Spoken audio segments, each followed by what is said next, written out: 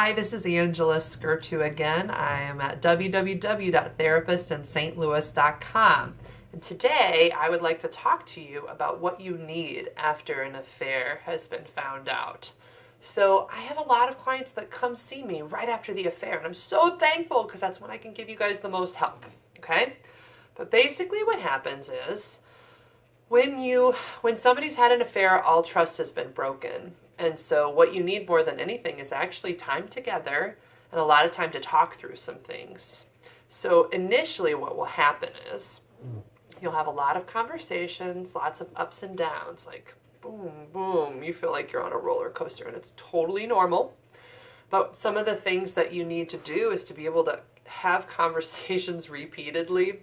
And so there's some hard things about this. So for the person who did cheat, they'll feel very stressed talking through and answering these questions because their priority is now, I don't want to hurt you anymore. I've already hurt you so much, because it does. It hurts you when you hurt your partner, right?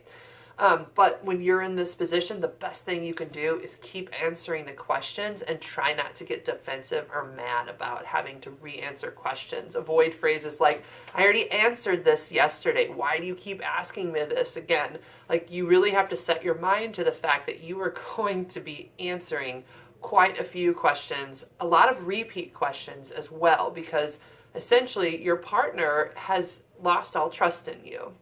And so for the partner who has been cheated on, you are going to need several things as well.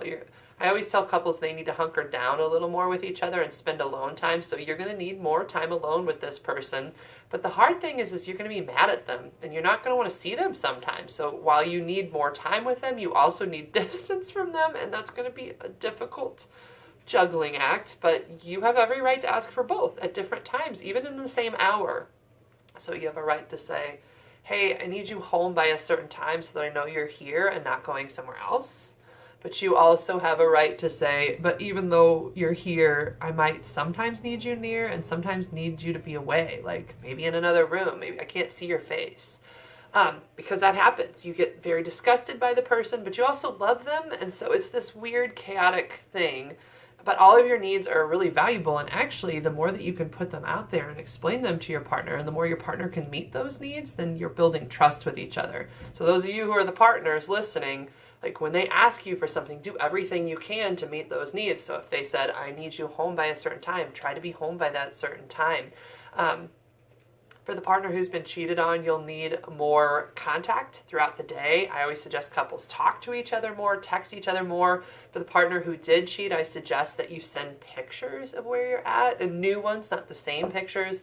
And I know this is going to sound tedious and feel uncomfortable. And just remember, though, this doesn't last forever. This is just right now in the thick of things when everybody feels overwhelmed and sad and hurt. But oddly, FaceTiming more or showing your picture in different locations, it's a way of showing accountability that you really are where you say you are. That's why it is so valuable. So being willing to show pictures where you're at just to confirm, hey, I am where I say I am. I know that I cheated and I broke your trust. I'm trying to earn that trust back. So that's something that really helps. And actually lots of deep, honest conversations about the things you both struggled with are what you both need at this time.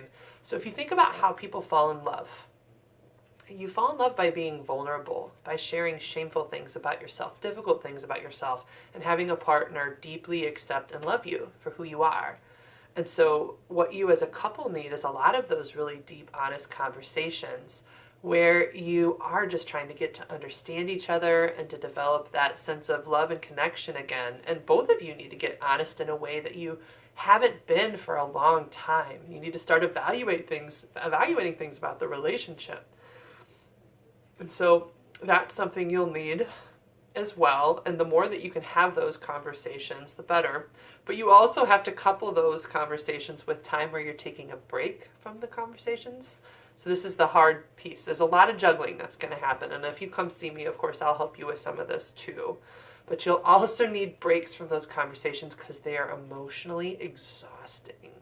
And with that being said, a big piece of what you'll need is to be able to say, okay, let's spend the rest of the night just having fun and not focusing on this piece of our lives. And so what's weird is if you can develop a way to spend time talking, but then have a transition and say, okay, let's break here and talk about other things, have fun, go do a date, then your ability to transition between those two will help you greatly through this process. So those are just a few of the needs. There's a billion more, but I at least wanted to give you some. And again, this is Angela Skirtu. I am with St. Louis Marriage Therapy, and you can find me at www.therapistintstlouis.com. Thank you.